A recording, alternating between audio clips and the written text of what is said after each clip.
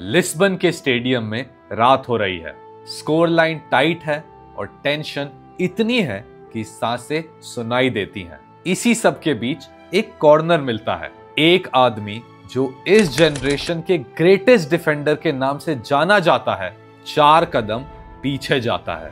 उसकी आंखों में आग होता है और चाल में वो यकीन जो सिर्फ लेजेंड्स के पास होता है। अचानक से विसल बजता है।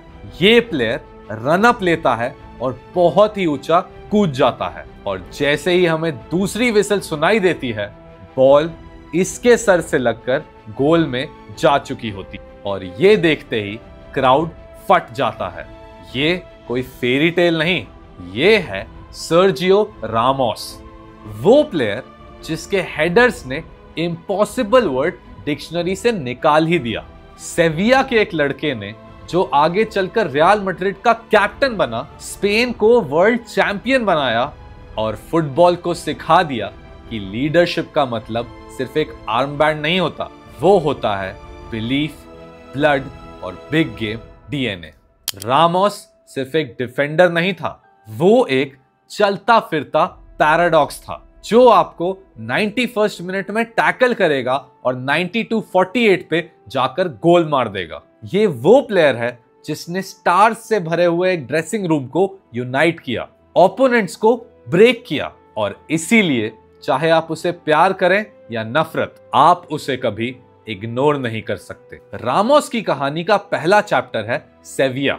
यूथ अकेडमी से निकला वो प्लेयर राइट बैक की पोजीशन में खेलता था, फास्ट, अग्रेसिव और बॉल प्लेइंग इंस्टिंक्ट के साथ। अर्ली डेज में ही ये क्लियर हो गया था कि ये बच्चा सिर्फ स्लाइडिंग टैकल्स के लिए नहीं बना। इस बच्चे के पास किसी भी मोमेंट को अपना बना लेने वाली एनर्जी थी। फिर आता है 2005, जहां पर मैड्रिड से एक फोन आता है, record fee for a Spanish defender. एक टीनेज रामोस सैंटियागो बर्नाबेउ पहुंचता है। कोई भी गारंटी नहीं, बस एक प्रॉमिस के साथ, मैं यहां पर सिर्फ सरवाइव नहीं करूंगा, मैं यहां रूल करूंगा। और यही पैदा होता है द लास्ट ग्लैडिएटर, वो जो 1v1 ड्यूल्स को जीतता था और वो जो सारे एरियल ड्यूल्स को डोमिनेट करता था। रामोस के पैर में जो बॉल आती थी तो ऐसा लगता था जैसे एक डिफेंडर नहीं, एक मिडफील्डर कंट्रोल कर रहा हो। और फिर इन सारी चीजों के बाद ऊपर से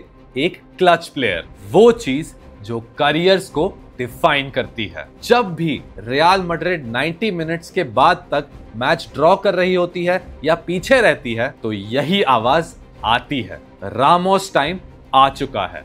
ये हो गई रियल मैड्रिड की बात। अब आ जाते हैं स्पेन पर। 2008 यूरो, 2010 वर्ल्ड कप, 2012 यूरो। इस गोल्डन एरा ऑफ स्पेन का बैकबोन था सर्जियो रामोस। जेरार्ड पीके के साथ ये डिफेंडिंग पार्टनरशिप एक कॉन्ट्रास्ट पोस्टर बन जाती है। एक आइस था तो एक फायर, एंड इसका रिजल्ट था हिस्ट्री। और अगर आपको ये सारी चीजें अभी भी कम लग रही हैं, तो सर्जियो रामोस के पास एक सीक्रेट टेक्निक और थी। एक डिफेंडर जो प्रेशर के बीच में स्माइल करके पेनल्टी ले लेता था, और सिर्फ कोई ऐसी वैसी पेनल्टी नहीं, द सर्जियो रामोस पनेंका। ये सिर्फ एक टेक्निक नहीं थी, ये था फ्लेयर। जहां पर ये फ्लेयर स्ट्राइकर्स और विंगर्स में दिखता है, सर्जियो रामोस ये फ्लेयर लेकर आते थे जब वो एज ए स्ट्राइकर खेलने लग जाते थे। और यही मैसेज पूरी दुनिया को उस टाइम जाता था और सामने वाली हर टीम के लिए ये एक मैसेज था कि मैं सिर्फ रोकने नहीं आया हूं तुम्हें, मैं तुम्हें डिस्ट्रॉय करने आया हूं। लेकिन हर ग्लैडिएटर की तलवार के साथ एक खतरा होता है, और रामोस के लिए वो खतरा था रेड कार्ड्स। रामोस के लिए ला लीगा हिस्ट्री में record number of red cards हैं। क्रिटिक्स इसे बोलते थे reckless, over the top, team के लिए नुकसान, लेकिन सपोर्टर्स का यही कहना था कि that's the price of playing on the edge, playing for the team. और इन दोनों बातों में कहीं ना कहीं सच्चाई तो जरूर थी।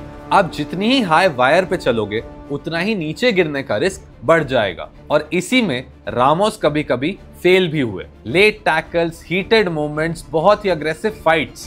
पर यही एज रामोस के लिए एक सुपर पावर भी थी। जहां पर बाकी डिफेंडर्स डर जाते हैं, वहां रामोस अपने फियर को करेज में कन्वर्ट कर लेते हैं। क्योंकि 89th मिनट में स्लाइडिंग ब्लॉक करना किसी भी डिफेंडर के लिए नॉर्मल नहीं है। और 92nd मिनट में एक डिफेंडर स्ट्राइकर बन के हेडर मार रहा है, ये भी किसी डिफेंडर के लिए नॉर्मल बिल्कुल नहीं है। और ये सब कुछ हो जाने के बाद अपने हाफ में वापस जाकर 94th मिनट पर लास्ट डिच टैकल।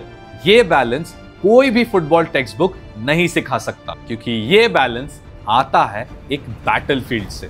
और यहां पर ये बैटलफील्ड रामोस का फुटबॉल पिच होती थी। अब रामोस के करियर के एंड में एक और सवाल लोगों ने पूछा, क्या रामोस फुटबॉल के मॉडर्न टेम्पो में फिट हो पा रहे हैं? और इसी टाइम पर रामोस ने ज्वाइन किया पीएसजी, जहां फिर से एक होम कमिंग वाली वाइब आई और एक फाइनल टेस्ट लिया गया। लेकिन जो लोग सिर्फ नंबर्स पे ध्यान देते हैं, वो एक चीज बिल्कुल ही मिस कर जाते हैं, रामोस की प्रेजेंस। क्योंकि चाहे पीएसजी हो या सनडरलैंड, रामोस की प्रेजेंस के साथ कोई भी टीम 50% ज्यादा कॉन्फिडेंट हो जाती है। और ऐसे ही डिफेंडर्स हैं जिन्होंने ओवर द इयर्स फुटबॉल को बदला है। अब चलिए एक मोमेंट को फ्रीज करते हैं।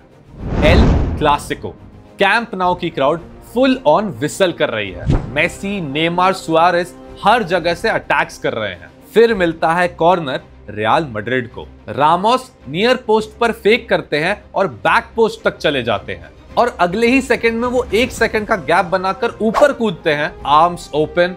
और वही रामोस का style, I am still here. या फिर हम चैंपियंस लीग के किसी भी नॉकआउट गेम की बात कर ले या फाइनल की, जब भी क्लॉक में 90+ मिनट्स हो जाते हैं, रामोस टाइम एक्टिवेट हो जाता है। कोई भी टीम सामने हो, उसे हमेशा यह डर लगता है कि कहीं ना कहीं से रामोस आकर गोल मार देंगे। और अगर टीम को बचाना है इन द लास्ट मिनट्स, तो रामोस ही वो होंगे जो आकर टीम के लिए टैकल्स करेंगे। और अगर टीम को एक स्कोर को डिफेंड करना है इन द लास्ट मिनट्स, तो रामोस सबसे पहले प्लेयर होंगे जो आकर टीम के लिए टैकल्स करेंगे। कोई भी एनालिस्ट आपको कोई भी एक्सपेक्टेड गोल्स या एक्सपेक्टेड डिफेंडिंग बताए, लेकिन रामोस के लिए ये एक्सपेक्टेड वाली चीज एग्जिस्ट ही नहीं करती थी। उनके लिए ये सारी चीजों का कोई भी मतलब नहीं था, क्योंकि या तो वो गोल मार देंगे या लास्ट डिच डिफेंडिंग करके टीम को बचा लेंगे। फिर आता है एक वर्ड, जो कि है लीडरशिप। ये वर्ड यूज करना तो इजी है, पर रामोस ने लीडरशिप को परफॉर्म किया है, यंगस्टर्स को शील्ड किया है और सीनियर प्रोफेशनल प्लेयर्स को अकाउंटेबल रखा है। क्योंकि जब भी ड्रेसिंग रूम में आवाज उठती थी, तो सबसे पहली आवाज रामोस की होती थी। पिच पर जब टीम ड्रॉप करती थी, तो रामोस पुश करते थे, और जब दुनिया उन पर डाउट करती थी, उसी टाइम पर रामोस सबको गलत प्रूव करते थे। अब टैक्टिकल लेंस से देखें तो रामोस मॉडर्न डिफेंडिंग का एक ब्लूप्रिंट है। Front foot defending, aerial dominance, ball progression और साइकोलॉजी, रामोस इन सब के पीक पर थे। और स्पेन के लिए भी बहुत सारी चीजें चेंज हो गई ओवर द इयर्स, जिसमें बहुत सारे ट्रांजिशंस हुए, लेकिन एक चीज कांस्टेंट थी, सर्जियो रामोस। जहां पर उन्होंने यूथ को जगह भी दी और खुद भी कॉम्पिटिटिव रहे। ये फाइन लाइन वही प्लेयर चलता है जिसके अंदर हंगर हमेशा जिंदा हो। और हाँ, कंट्रोवर्सी के बिना रामोस थोड़ी होता। स्पेशली कैटलोनिया में रामोस को विलन मानते हैं, लेकिन वहीं पर मैड्रिड के लिए वो एक कल्ट हीरो हैं। और सच तो यह है कि फुटबॉल को दोनों चाहिए, हीरोज और विलन्स, क्योंकि इसी फ्रिक्शन से नैरेटिव्स बनते हैं और इन्हीं नैरेटिव्स से लेगेसी बनती है। अब सेविया से निकला हुआ एक लड़का रियल मैड्रिड आया, वहां उनका कैप्टन बना और उन्हें बहुत सारी ट्रॉफीज जिताई। इतना सब कुछ अचीव करने के बाद वो गए पीएसजी, जहां एक नया ड्रेसिंग रूम था, नए डायनामिक्स थे, और इनफैक्ट वो लियोनेल मेसी के साथ भी खेल रहे थे। लेकिन यहां पर भी रामोस डट कर लड़े। उनकी वजह से पीएसजी में और भी ज्यादा कॉन्फिडेंस बन गया था। ये स्टिंट खत्म करने के बाद वो वापस घर गए सेविया, जहां पर उन्होंने 28 गेम्स और खेले और 3 गोल्स भी मारे। और जो जर्नी सेविया से शुरू हुई थी, वो वापस सेविया तक आ चुकी थी।